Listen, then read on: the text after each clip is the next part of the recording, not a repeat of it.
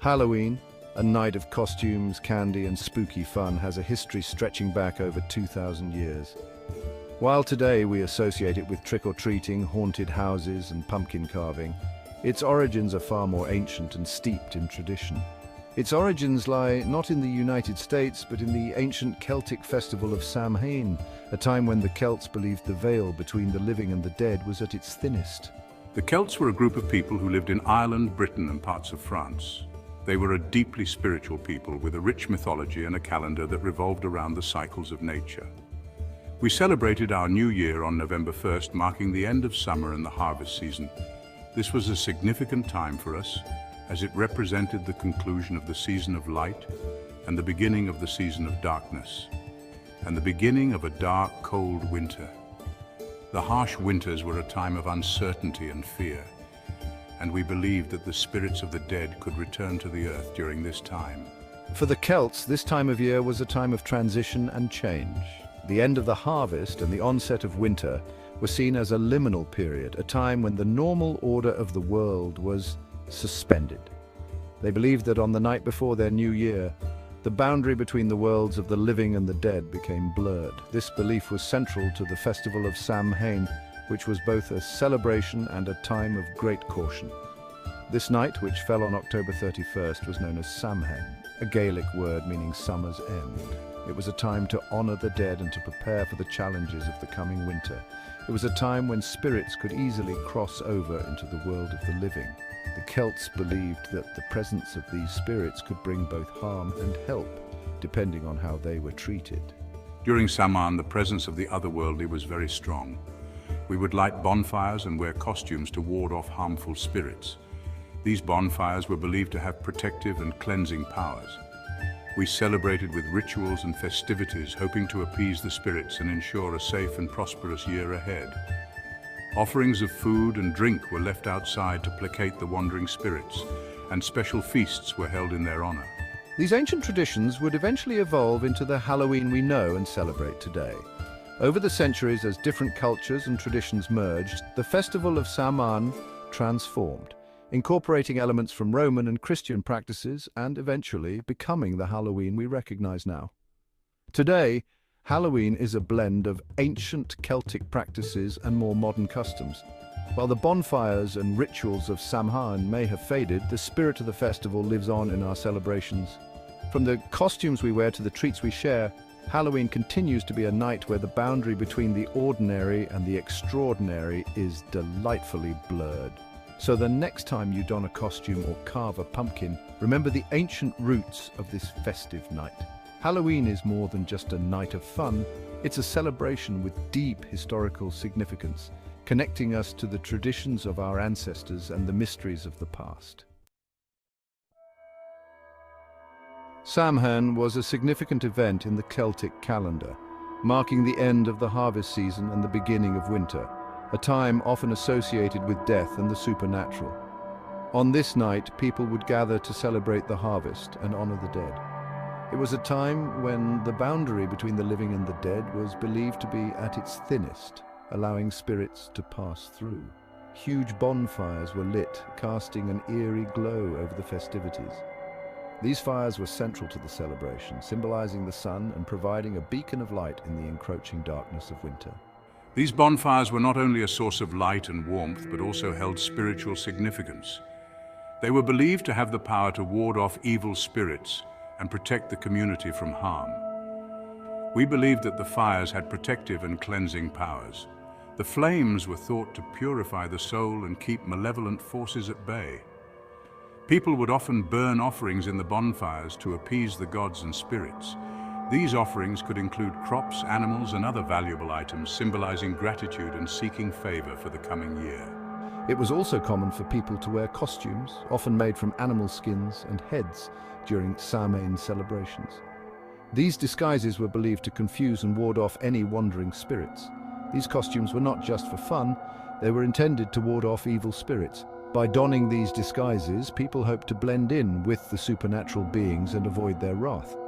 By disguising themselves, the Celts hoped to avoid being recognized by malevolent spirits who might be roaming the earth. This practice was a form of protection, ensuring that the spirits would not harm them. By mimicking the dead, we believed we could appease them and gain their favor. This was a way to show respect and ensure that the spirits would not bring misfortune upon the living. We believed we could appease them through these rituals, which included offerings and prayers. This was a crucial part of the celebration, as it was thought to secure the spirits' goodwill and ensure a peaceful transition into the new year. The rituals and customs of Samhain were deeply rooted in the belief that honoring the dead and the supernatural would bring protection and prosperity for the year ahead.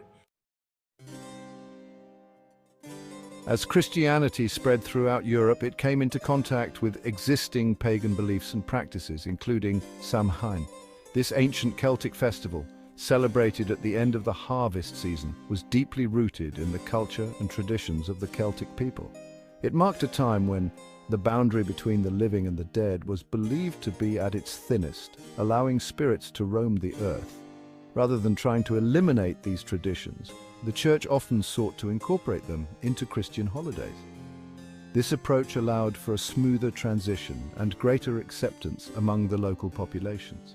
By blending pagan customs with Christian practices, the Church could more effectively spread its influence and teachings. In the 8th century, Pope Gregory IV moved All Saints' Day, a day to honor all Christian saints, from May 13th to November 1st.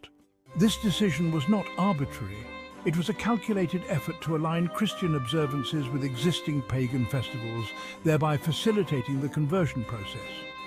This strategic move coincided with the Celtic celebration of Samhain, effectively merging the two traditions. By doing so, the Church could offer a Christian alternative to the pagan festival, encouraging people to adopt the new faith while still preserving elements of their cultural heritage. The evening before All Saints' Day, October 31st, became known as All Hallows' Eve or All Saints' Eve.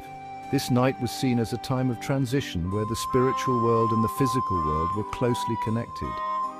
It was a period of reflection and remembrance where Christians would honor the saints and pray for the souls of the departed.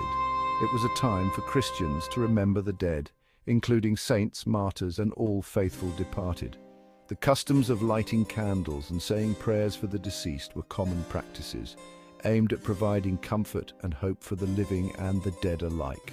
Over time, All Hallows' Eve absorbed many of the customs and superstitions associated with Samhain. The blending of these traditions created a rich tapestry of rituals and beliefs that have evolved over the centuries. The belief in spirits roaming the earth, the lighting of bonfires, and the wearing of costumes continued to be observed, albeit with a Christian interpretation. Bonfires were lit to ward off evil spirits and provide light in the darkness, symbolizing the triumph of good over evil. The wearing of costumes, originally intended to disguise oneself from wandering spirits, became a way to honor the saints and martyrs. People would dress as angels, saints, and other religious figures, blending the old and new traditions into a unified celebration that honored both their pagan past and their Christian present. Section 4. Halloween's Voyage to America. Halloween didn't gain widespread popularity in the United States until the 19th century, brought over by waves of Irish and Scottish immigrants fleeing the potato famine.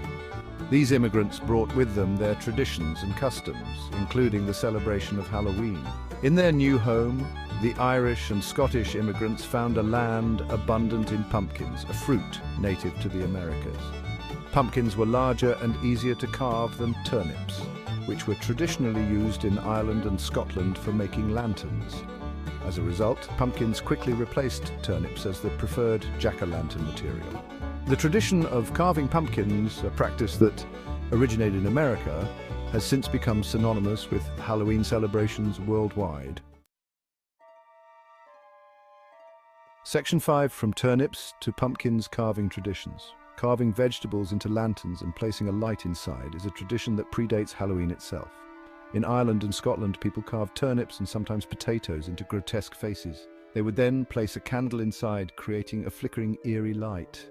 These lanterns, known as jack-o'-lanterns, were believed to ward off evil spirits and were often placed on windowsills or near doorways on All Hallows' Eve. When Irish and Scottish immigrants arrived in America, they brought this tradition with them. However, They soon discovered that pumpkins, a Native American fruit, were much larger and easier to carve than turnips. Pumpkins also had the added benefit of being hollow, making it easier to create intricate designs and place a candle inside. The switch from turnips to pumpkins had a profound impact on Halloween celebrations. Section 6. The rise of trick-or-treating. The tradition of trick-or-treating, now synonymous with Halloween, has a long and somewhat murky history. Its exact origins are debated, but it likely evolved from a combination of ancient Celtic and medieval European customs. One theory suggests that trick-or-treating evolved from the medieval practice of souling. On All Souls' Day, November 2nd, poor people would go door to door begging for soul cakes, a type of pastry. In return for the soul cakes, the beggars would pray for the souls of the giver's deceased relatives. This practice, known as going a-souling, may have influenced the development of trick-or-treating. Another theory links trick-or-treating to the Celtic belief that spirits roamed the earth on Samhain. People may have disguised themselves as spirits and gone door to door, either begging for food or demanding treats in exchange for not playing tricks on the homeowners.